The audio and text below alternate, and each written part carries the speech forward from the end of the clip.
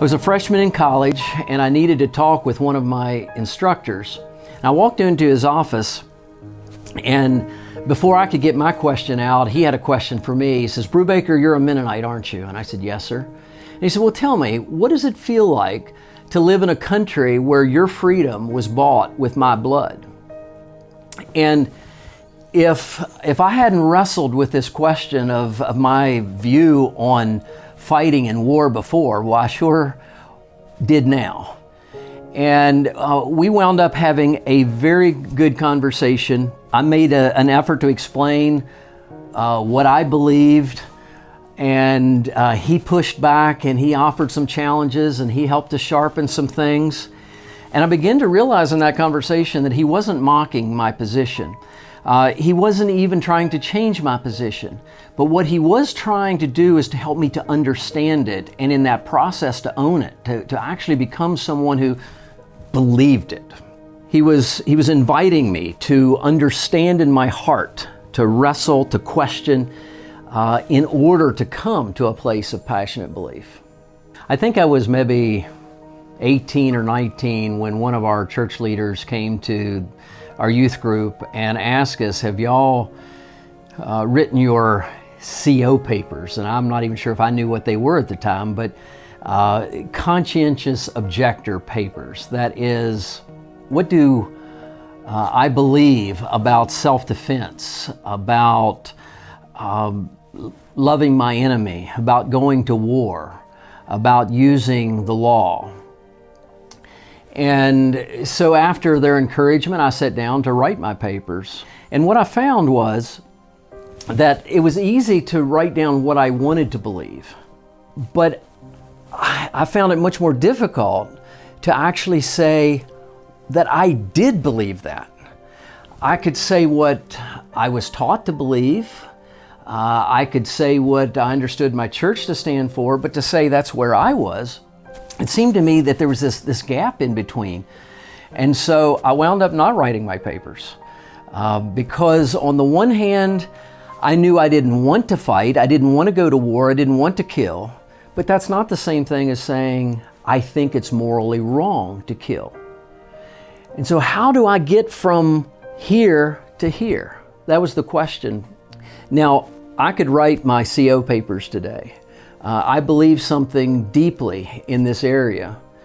And it's because there was a path that led to belief, deep belief for me here. I would call it passionate belief in this area. And as I think about that path, I'm reminded of the words of Jesus in Matthew 13. He's quoting from the Old Testament and he says, "For this people's heart is waxed gross, and their ears are dull of hearing, and their eyes they have closed, lest at any time they should see with their eyes and hear with their ears, and should understand with their heart and should be converted, and I would heal them." Jesus is outlining this path that leads to passionate belief, and it's a path that involves, he says, hearing and seeing. That is paying attention. It's study. It's giving careful, sustained attention to what God is saying and doing in the world. And passionate belief starts there with that kind of work. But he goes on to say, not only do we need to hear and see, we need to understand in our hearts. And that speaks of the questions that come as we're paying attention. We start wondering, well, how can this be and this be? And the struggle of resolving these apparent contradictions can lead us to a deeper understanding of what really is true. But again, Jesus isn't done. He says, not only do I want you to hear and see and understand in your heart, he calls us to turn, to commit, to give ourselves, to be converted. That is, I understand that to be calling us to live out of what it is we understand. And now if we could fast forward even several years later, and at this point I'm a small businessman. It's in the first couple years of our startup, and we get this really nice order from a client.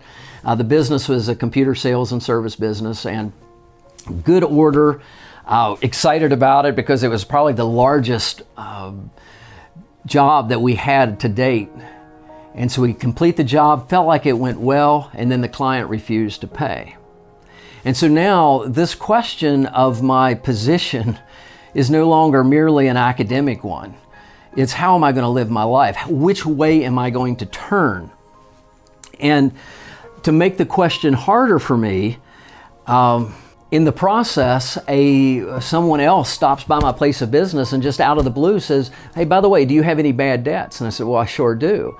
In fact, I have a bad debt that it's going to probably be the size of any profit we would have made this year.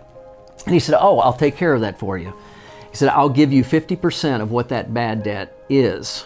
So I get half of the money I'm owed, and he takes care of going after the person.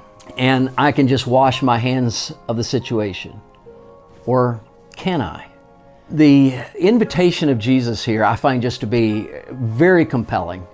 He's saying, you hear and see, you study, you gather information about a given topic. You wrestle with that. You come to understand in your heart, and you turn. And then the words of Jesus are, I will heal you.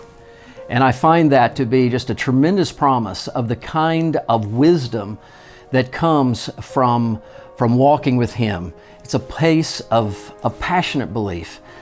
There is hope of moving from wanting to believe and believing at the deepest parts of who I am.